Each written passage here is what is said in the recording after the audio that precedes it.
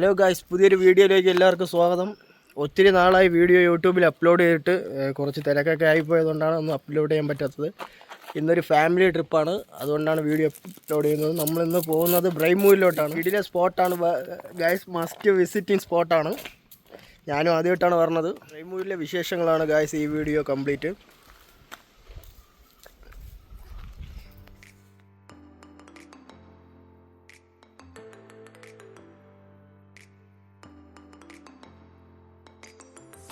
ബ്രൈമൂർ എസ്റ്റേറ്റിൽ കയറിയതിന് ശേഷമുള്ള വീഡിയോ ആണ് ഗൈസ് ഇതിൽ ഉൾപ്പെടുത്തിയിട്ടുള്ളത്.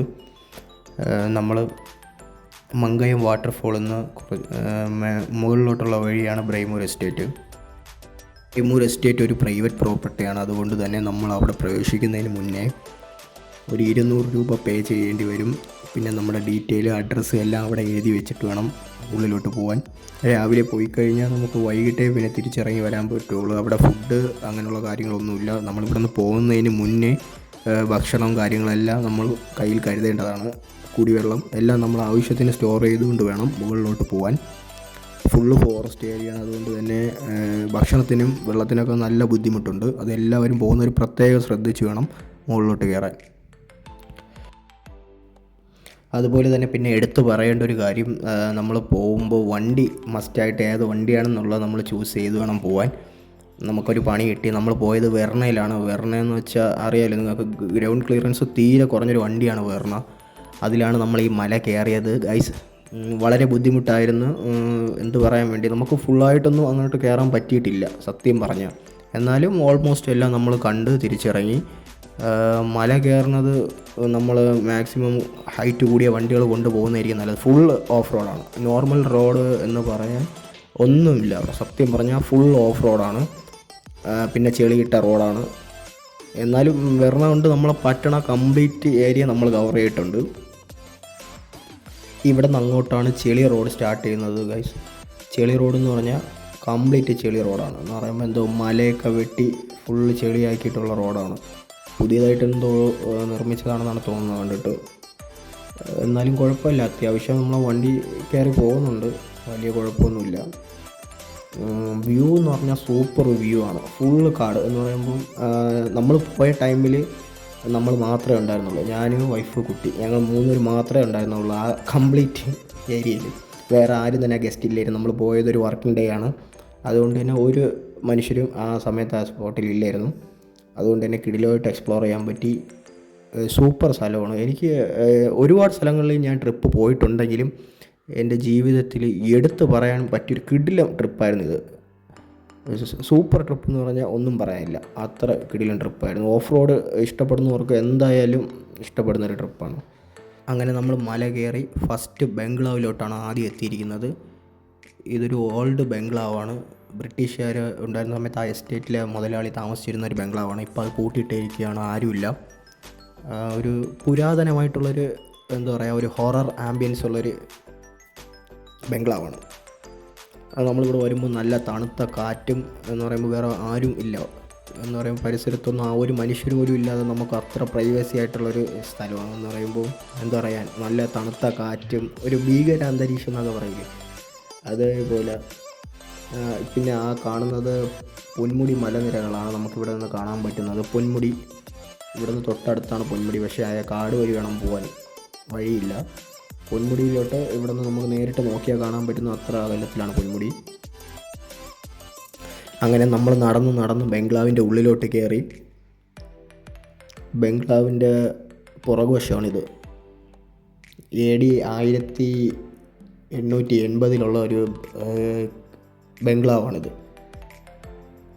ബംഗ്ലാവിന് ചുറ്റും നിന്നുകൊണ്ടുള്ളൊരു വ്യൂ അടിപൊളി വ്യൂ ആണ്. പൊന്മുടി മലനിരകളും കാടും എല്ലാം കണ്ട് ആസ്വദിച്ച് അങ്ങനെ മെല്ലെ ബംഗ്ലാവിൻ്റെ ഉള്ളിലോട്ട് ആർക്കും പ്രവേശനമില്ല, കംപ്ലീറ്റ് പൂട്ടി വെച്ചിരിക്കുകയാണ്. നമുക്ക് പുറത്തുനിന്ന് കാണാം. ബംഗ്ലാവിൻ്റെ സൈഡിലുള്ളൊരു ബിൽഡിംഗ് ആണ്. എന്ന് പറയുമ്പോൾ ജോലിക്കാരെന്തോ താമസിച്ചിട്ടുള്ളൊരു ബിൽഡിംഗ് ആവാനാണ് സാധ്യത. അവിടെ ഇപ്പോൾ എല്ലാം ഇടിഞ്ഞ് പൊളിഞ്ഞ് കിടക്കുകയാണ്. പ്രത്യേകിച്ച് അവിടെ ഒന്നും കാണാനില്ല. ബംഗ്ലാവ് എന്തായാലും സൂപ്പർ ബംഗ്ലാവാണ്. നമ്മളങ്ങനെ ഇടിഞ്ഞ് പൊളിഞ്ഞ് കിടക്കുന്ന എല്ലാ കെട്ടിടങ്ങളെല്ലാം ഒന്ന് സന്ദർശിച്ച് അതിൻ്റെ ചുറ്റും പരിസരം എല്ലാം ഒന്ന് വീക്ഷിച്ചിട്ട് നേരെ ബംഗ്ലാവിൻ്റെ മുമ്പിലോട്ട് പോകാനുള്ള തയ്യാറെടുപ്പിലാണ്.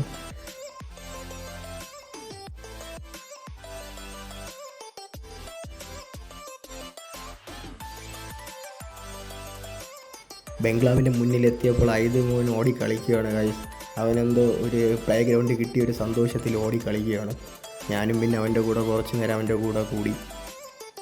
ഭാര്യ ആസിയ അവ ബംഗ്ലാവെല്ലാം ഒന്ന് വീക്ഷിക്കുകയാണ്. പറ്റിയ ഇതും കൂടി വാങ്ങാമെന്നുള്ളൊരു സെറ്റപ്പിൽ എല്ലാം ഒന്ന് കണ്ട് മനസ്സിലാക്കുകയാണ്. പിന്നെന്താ പറയുക, അകത്ത് ഒളിഞ്ഞു നോക്കലൊരു പതിവായതുകൊണ്ട് എന്തോ ഒളിഞ്ഞു നോക്കിയിട്ട് എന്നെ അങ്ങോട്ട് വിളിക്കുകയാണ്. അങ്ങനെ ഞാനും കൂടെ ഒന്ന് പോയി നോക്കാമെന്ന് വിചാരിച്ചു എന്താണ് ഉള്ളിലെന്നേ. ഉള്ളിൽ നോക്കിയപ്പോഴത്തേക്ക് പഴയ സോഫ, കട്ടിൽ എല്ലാം എന്തോ പണ്ടത്തെ ആൾക്കാർ ഉപയോഗിച്ചിട്ടുള്ള സാധനങ്ങളൊക്കെയാണ്. അതെല്ലാം അങ്ങനെ ഒതുക്കിയിട്ടേക്കുന്നത്. അതൊക്കെ കാണിക്കാൻ വേണ്ടിയാണ് ഈ വിളിച്ചത് എന്നെ കിടന്ന്. ഞാൻ പിന്നെ അതെല്ലാം ഒന്ന് വീഡിയോയിൽ പകർത്തി. ഇനി പുറം വശത്തെ കുറച്ച് കാഴ്ചകളും കൂടി ഒന്ന് വീഡിയോയിൽ പകർത്തി. ഇതാണ് ബംഗ്ലാവിൻ്റെ മൊത്തത്തിലുള്ളൊരു വ്യൂ. നല്ല സൂപ്പർ വ്യൂ ആണ്. ബംഗ്ലാവ് പഴയതാണ്, ഇവിടെ ആൾ താമസമൊന്നുമില്ല, കംപ്ലീറ്റ് പൂട്ടിയിട്ടിരിക്കുകയാണ്. പിന്നെ നേച്ചറായിട്ട് നല്ല തണുപ്പ് കാലാവസ്ഥയാണ്. കാലാവസ്ഥ നല്ല തണുപ്പാണ്.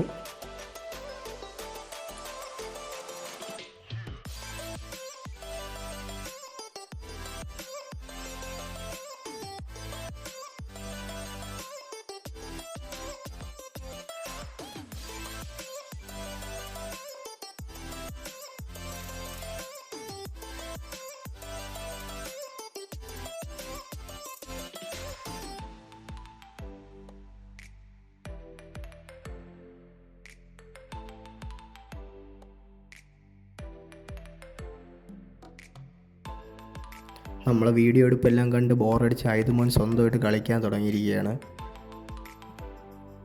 അവനെ പിറകിൽ നിന്ന് വിളിച്ച് ആസിയയും അവനെ ശല്യപ്പെടുത്തുന്നുണ്ട്. നമ്മളെ വണ്ടി സൈഡ് പാർക്ക് ചെയ്തിട്ടിരിക്കുകയാണ്. ഐതുമോന് ഭക്ഷണം കൊടുക്കാൻ വേണ്ടി നിർത്തിയതാണ്, വേറെ ഒന്നുമല്ല. ഭക്ഷണം കഴിക്കുന്നതിൻ്റെ ഇടയ്ക്കുള്ള അവൻ്റെ ഓരോരോ കളികളാട്ടങ്ങളാണ് കണ്ടുകൊണ്ടിരിക്കുന്നത്. പിന്നെ നമ്മളിവിടെ നിന്ന് ഇനി അടുത്ത സ്പോട്ടിലോട്ട് പോകാനുള്ളൊരു തയ്യാറെടുപ്പിലാണ് ഗൈസ്. ഐതുമോന് ഭക്ഷണം കൊടുക്കുന്നതിൻ്റെ തിരക്കിലാണ് ആസിയ. ഞാനിപ്പോൾ ഇവിടെ എപ്പം ഭക്ഷണം കൊടുത്തിട്ട് ഇറങ്ങും എന്നുള്ളൊരു ആലോചനയിലാണ് ഞാൻ നിൽക്കുന്നത്. ഇനി ഇവിടെ നിന്ന് വേണം എൻ്റെ വ്യൂ പോയിൻ്റ് പോകാൻ. കുറേ സ്ഥലങ്ങൾ പോകാനുണ്ട്. ഓഫ് റോഡാണ്. നമ്മൾ നോർമൽ റോഡിൽ പോകുമ്പോൾ വണ്ടി ഓടി എത്തൂല. ഇപ്പം തന്നെ മണി 3 അങ്ങനെ വല്ല ഇതിനും ഭക്ഷണമൊക്കെ കൊടുത്ത് വണ്ടി വീണ്ടും സ്റ്റാർട്ട് ചെയ്ത് വീണ്ടും ഓഫ് റോഡാണ് തുടങ്ങിയിരിക്കുന്നത്. ഓഫ് റോഡ് എന്ന് പറഞ്ഞാൽ അന്യായ ഓഫ് റോഡും ഹൈ റേഞ്ചുമാണ്. നമുക്ക് വേറെ വണ്ടികളൊന്നും വരാനില്ലാത്തത് കൊണ്ട് നമുക്ക് അഡ്ജസ്റ്റ് ചെയ്ത് പോവാം, കുഴപ്പമില്ല. വേറെ വണ്ടി വന്നു കഴിഞ്ഞാൽ സൈഡ് കൊടുക്കാൻ കൂടി സ്ഥലമില്ല. അത്ര ടൈറ്റായിട്ടുള്ളൊരു ഏരിയയാണ്. കൊള്ളാമെന്ന് വെച്ചാൽ സൂപ്പർ ഏരിയ. കാണുമ്പോൾ എന്താ പറയുക, ഒരു അടിപൊളി ഫീലിംഗ് ആണ് കിട്ടണം മനസ്സിൽ.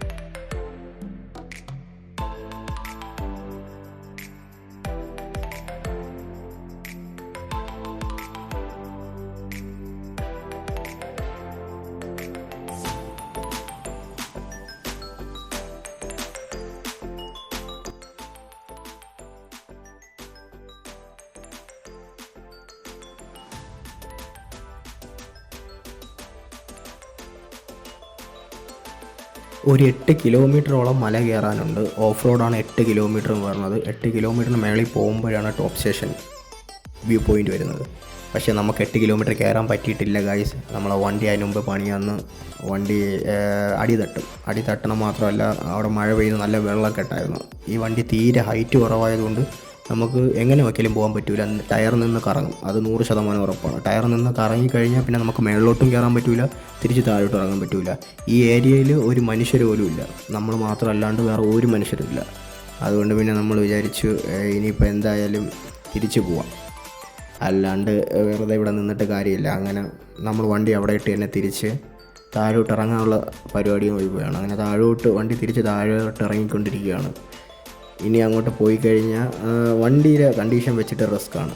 എവിടെയെങ്കിലും ലോക്കായി പോയി കഴിഞ്ഞാൽ നെറ്റ്വർക്ക്, ഒന്നാമത്തെ കേസ് മൊബൈൽ നെറ്റ്വർക്ക് ഇല്ല, രണ്ടാമത് നമുക്ക് അടുത്ത് ആരുമില്ല, ഒരു മനുഷ്യരുമില്ല, ഒരു ഹെൽപ്പ് ചോദിക്കാൻ കൂടി ആരുമില്ല. അതുകൊണ്ട് നമ്മൾ പിന്നെ വിചാരിച്ച് വെറുതെ റിസ്ക് എടുക്കണ്ട, താഴോട്ട് ഇറങ്ങാം. ഇനി നമ്മൾ അടുത്ത പ്രാവശ്യം എന്തായാലും നമ്മൾ ഇന്നോവയും കൊണ്ട് ആ മല കയറാൻ പോവും, അത് ഉറപ്പാണ്. അത്രയ്ക്ക് ഇഷ്ടപ്പെട്ടൊരു സ്പോട്ടാണ്. എന്തായാലും അത് നമ്മൾ ഇനി ഒരു ട്രിപ്പ് അങ്ങോട്ട് തന്നെയാണ് പോകുന്നത്. ആ ഇന്നോവയും കൊണ്ട് പോയി നമ്മൾ ആ കംപ്ലീറ്റ് വ്യൂ കണ്ടിട്ടേ ഇനി തിരിച്ചു വരുള്ളൂ. പിന്നെ തിരിച്ചു വരുന്ന വഴിക്ക് ഒരു അരുവിയുണ്ട്, റോഡ് സൈഡിലുള്ള ഒരു അരുവിയാണ്. ഇതെല്ലാം മഴക്കാലത്തൊക്കെ ഇതുവഴി പോകുന്ന വൻ റിസ്ക്കാണ്. എന്ന് പറയുമ്പം എപ്പോഴും വെള്ളം ഇതുവഴി പോയിക്കൊണ്ടിരിക്കും. അന്നേരം വണ്ടിയൊക്കെ നിന്ന് കറങ്ങാൻ ചാൻസ് ഉണ്ട് ടയർ. അങ്ങനെ അവിടെ നിന്ന് നമ്മൾ താഴെ ഇറങ്ങി ഓൾഡ് ടീ ഫാക്ടറി കാണാൻ എത്തി. ഓൾഡ് ടീ ഫാക്ടറി നമ്മൾ ഇവിടെ നിന്നാണ് ടിക്കറ്റ് എടുത്ത് നമ്മൾ മേളിലോട്ട് പോകുന്നത്. നമ്മൾ ആദ്യം മേളിൽ പോയി എക്സ്പ്ലോർ ചെയ്തിട്ട് പിന്നെ തിരിച്ചിറങ്ങി വന്ന വഴിക്കാണ് ടീ ഫാക്ടറി കാണാൻ കയറിയത്. വളരെ പുരാതനമായൊരു ടീ ഫാക്ടറിയാണ്. എന്ന് പറയുമ്പോൾ എല്ലാ ഓൾഡ് ഐറ്റംസാണ്, ബ്രിട്ടീഷുകാരുടെ കാലഘട്ടത്തുള്ള സാധനങ്ങളാണ് കംപ്ലീറ്റും.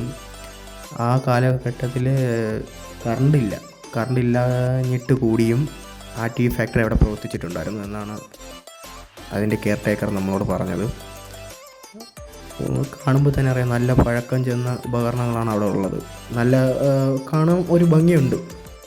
അങ്ങനെ നമ്മൾ ടീ ഫാക്ടറി വിസിറ്റാണ് ഇപ്പോൾ നടന്നുകൊണ്ടിരിക്കുന്നത്.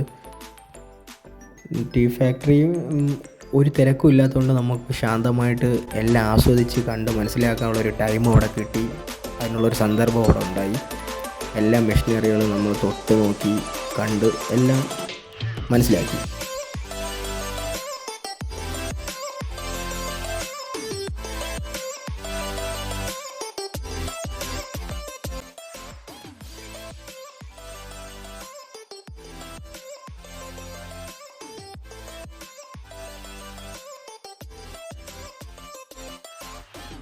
ആ കാലഘട്ടത്തിൽ ഉപയോഗിച്ചിരുന്ന ഒരു ജനറേറ്ററാണിത്.